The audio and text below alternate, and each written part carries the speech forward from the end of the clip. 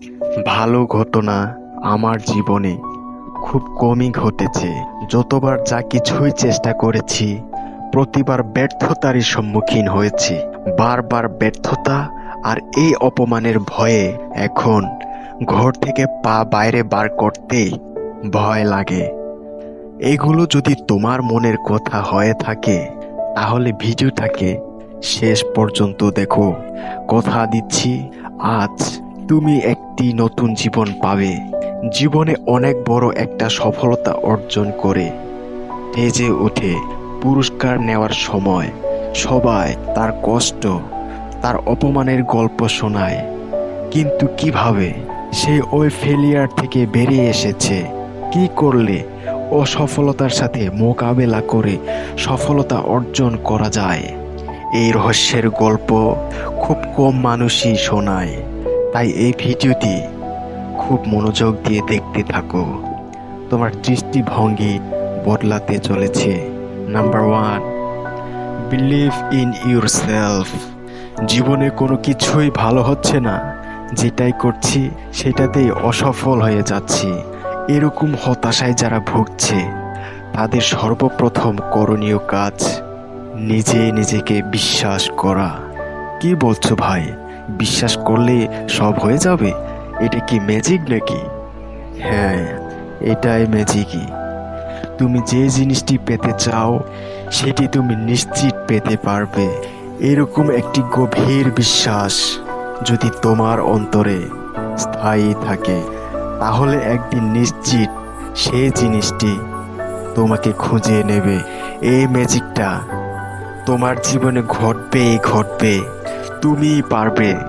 এই বিশ্বাসটা তোমার ভেতরে যতক্ষণ না পাকাপোক্তভাবে বাসা বাঁধবে, ততক্ষণ পর্যন্ত সফলতা পাওয়া সম্ভবই নয়।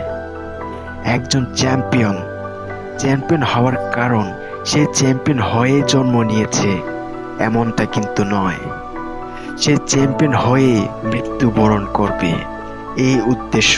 এই মাইন্ডসেটটাই হলো একমাত্র কারণ।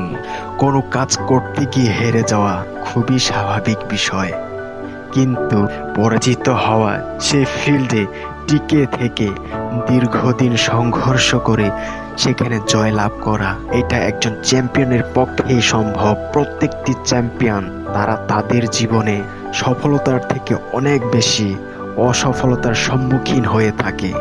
আর সেই জন্যই এই প্রচুর ভিড়ের মধ্যে সম্পূর্ণ আলাদা পরিচয়ের সাথে তারা দাঁড়াতে পারে। একজন চ্যাম্পিয়ন হয়ে ওঠে তার শারীরিক শক্তি, বুদ্ধির জোর, এগুলোর মধ্য দিয়ে নয়। চ্যাম্পিয়নরা চ্যাম্পিয়ন হয়ে ওঠে দৃঢ় সংকল্প, প্রতিজ্ঞাবদ্ধ, ডিসিপ্লিন, এই মাইন্ডসেটগুলোর সাথে। সাধারণ মানুষদের জীবনে যখন কোনো কঠিন সময় আসে, তারা ভাগ্যের দোষ দিতে থাকে, আফসোস করতে থাকে, হতাশায় ভুগতে থাকে, কেন এমনটা হলো।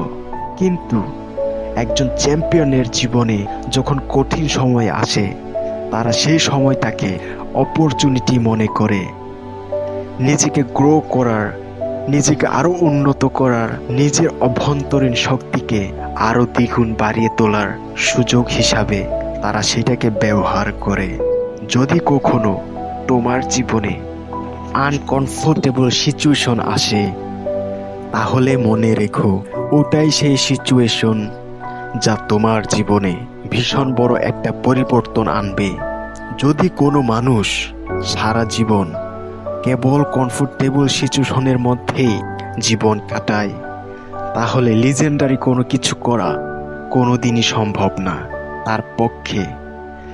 আনকমফোর্টেবল সিচুয়েশনের মধ্যে দিন কাটালে, অসফলতার সাথে বারবার লড়াই করলে, তবেই একমাত্র এই দুনিয়াতে, এই ভিড়ের মধ্যে একটা সিংহের মতো, একজন চ্যাম্পিয়নের মতো সকলের থেকে আলাদা স্থানে, আলাদা পরিচয়ের সাথে দাঁড়াতে পারবে। এটাই সকল সময় মনে রেখো।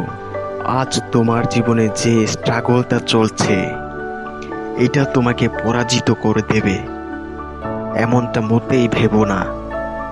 সত্যি তো এটা, যে এই স্ট্রাগল এই সংঘর্ষ, এই খারাপ সময় তোমাকে তৈরি করছে, তোমাকে গড়ে তুলছে আগামী দিনে অনেক বড় একটা সফলতার সামলানোর জন্য।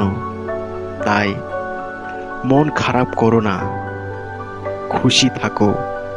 আপনার মন থেকে দেওয়া ছোট্ট একটি ভালোবাসা একজন মানুষের জীবনে বড় একটি উপকার করতে পারে। তাই ভিডিওটি ভালো লেগে থাকলে একটা সাবস্ক্রাইব করার জন্য অনুরোধ করছি।